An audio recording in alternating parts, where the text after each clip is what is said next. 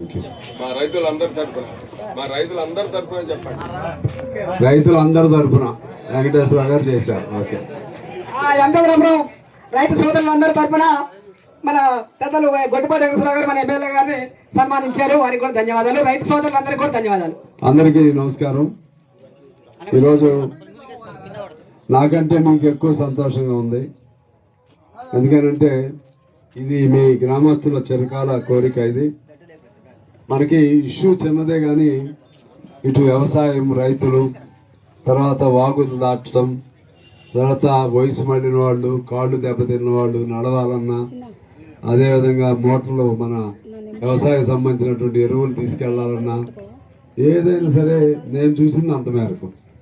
మీరేమో ములుగు వరకు తీసుకెళ్ళిపోయారు. దీన్ని ములుగు, తర్వాత కరగూడెం, ఆళ్ళపల్లి, సంపత్ నగర్ అన్నింటికి ఉపయోగం. అంటే మీకు ఎక్కువ తెలుసు కాబట్టి. సో ఏదన్నా ఈ బ్రిడ్జి చాలా సంతోషం. అది ఇంతకుముందుది కూడా నేను మీకు గుర్తు చేయాలి. ఇప్పుడు ఉన్న రోడ్డు కూడా నేనే పెట్టించాను, పాత రోడ్డు కాదు. ఇటు నుంచి 5 కోట్లు, మీకు గుర్తుందో లేదో, ఇటు నుంచి 5 కోట్లు డబల్ రోడ్డు పెట్టించాం. ఇది అది తర్వాత బైపాస్ రోడ్డు. ఇప్పుడు ఆ బైపాస్ రోడ్డు మళ్ళీ డబల్ రోడ్డు చేపిస్తున్నా. ఇప్పుడు డబల్ రోడ్డు చేపిస్తున్నా బైపాస్ రోడ్డు. అంటే ఎంత ఖాళీ ఉంటే అంత ఖాళీ లేదంటున్నారు స్థలం. అది కూడా అయిపోతుంది. సింగరేణి ఆధ్వర్యంలో చేపిస్తున్నది. దీని కంటిన్యూషన్ ఈ బ్రిడ్జిది పెద్ద బ్రిడ్జి చేపించాం. అప్పుడు ఒకటి ఉండేది, ఇది ఆ బ్రిడ్జి ఇది కలిపి అప్పుడు శాంక్షన్ చేపించింది. ఈ 5 కోట్లతో పాటు బ్రిడ్జిది కూడా. అలాగే మనకి వాటర్కి సంబంధించి కూడా అప్పుడు సింగరేణి వాళ్ళతో మాట్లాడి, మీ గ్రామానికి బాగా ఇబ్బంది ఉన్న టైంలో వాటర్ సౌకర్యం కూడా సింగరేణి ద్వారా ఇచ్చేట్టుగా చేసాం అప్పుడు. మరి ఇప్పుడు నడుస్తుందో లేదో నాకు తెలియదు. ఆయన ఉన్నప్పుడు మైన్ అయిపోయినా కూడా ఇప్పించాం.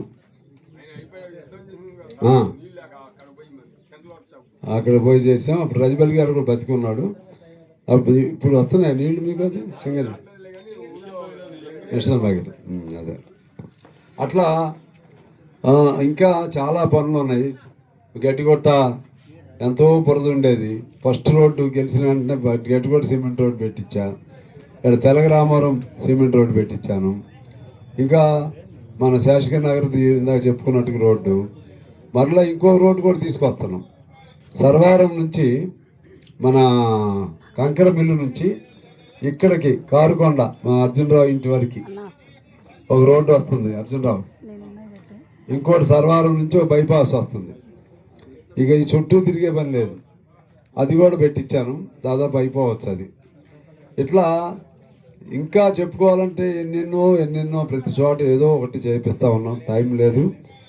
అయితే మనమేమి చేపిస్తాం కానీ ప్రచారం ఉండదని అంటున్నారు అందరూ. ప్రచారం వాస్తవమే. అది ఎవరు ఏమి చేపించిన వాళ్ళేమో అభివృద్ధి ప్రదాతలు అంటారు.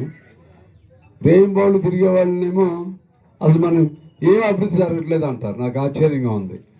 ఏ ఊరికి వెళితే ఆ ఊరు వాళ్ళు చెప్తారు ఇది ఎవరు చేపించారంటే.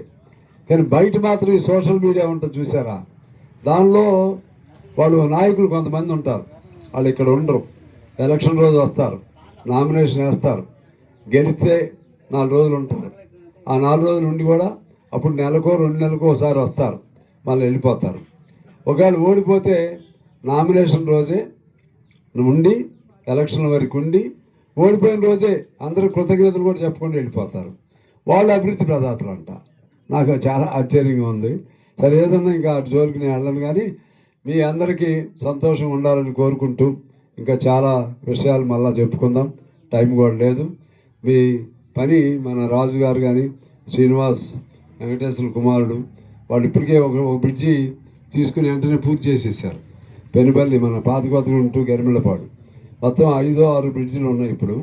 ఇది కూడా తొందరగా పూర్తి చేస్తే ఇది అవుతుండగానే ఇంకో 10 కోట్లు ప్రయత్నం చేసి మనం సంపాదించుకుందాం. ఎందుకంటే అంతా వచ్చిన తర్వాత చేద్దామని అనుకున్నాం, కానీ మళ్ళా అప్పటికి ఏది ఎట్లా ఉంటుందో మనకు తెలియదు ముందు. అందుకని పని మొదలైతే ఆటోమేటిక్గా మిగిలిన డబ్బులు ఖచ్చితంగా ఇవ్వాల్సిందే.